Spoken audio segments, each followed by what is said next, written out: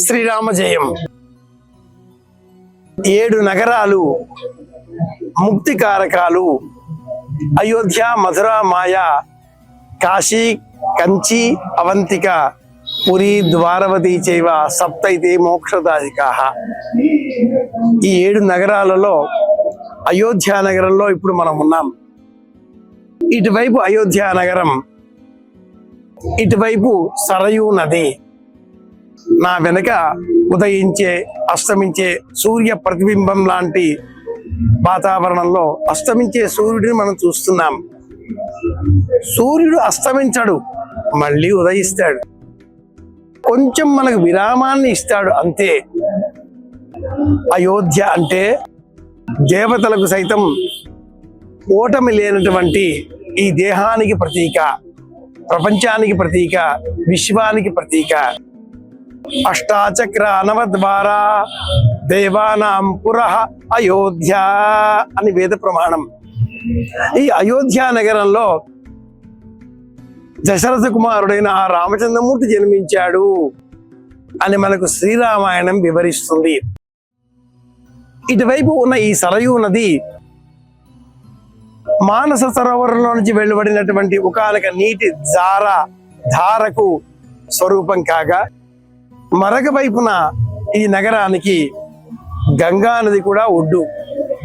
గంగా, సరయు ఈ పవిత్రములైనటువంటి నదీ జలముల మధ్యన వెలసిన విస్తరిల్లిన ఈ మహానగరమే అయోధ్య నగరం. శ్రీరామాయణం బాలకాండలో 5వ సర్గలో దశరథుని పాలనలో అయోధ్య నగరం ఎంత అందంగా ఉండేదో వర్ణింపబడి ఉంది. అలాగే ఉత్తర రామాయణంలో కూడా రామరాజ్యంలో అయోధ్య నగరం ఎంత అందంగా ఉన్నదో వర్ణింపబడి ఉంది. అలాంటి సౌందర్యాన్ని నేడు మళ్ళీ మనం చూస్తున్నాం.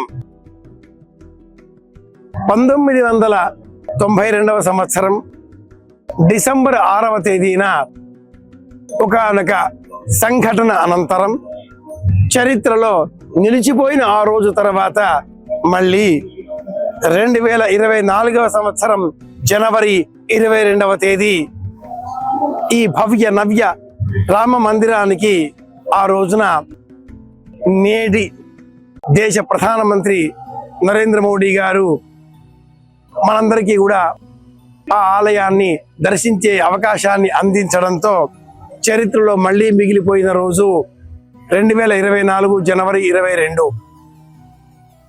అయోధ్య నగరానికి ఒక పక్కన ఉన్న ఈ సరయూ నదిలోనే రామచంద్రమూర్తి ఆనాటి కాలంలో నీటితో జలకములు ఆడినాడా, ఈత నేర్చుకున్నాడా, చిన్నారి బాలబాలికలతో బాలులతో జలక్రీడలు నిర్వహించాడా, ఏ విధంగా ఇక్కడ ఆనందించాడో ఈ అయోధ్యలో ఉండే ఆ రాముడు బాలరాముడు. ఇంతటి పవిత్రమైన వాతావరణంలో జై శ్రీరామ్, జై శ్రీరామ్, శ్రీరామ జయం అంటూ నినదించేటటువంటి నేపథ్యంలో సరయూ నది ఒడ్డున ఉన్నాం మనం. ఆ పవిత్ర జలములను శిరస్సు పైన సంప్రోక్షణ చేసుకుందాం, బాలరాముడి దర్శనం చేసుకుందాం, మరిన్ని తెలుసుకుందాం. మళ్ళీ కలుసుకుందాం. నేను మీ కాకునూరి.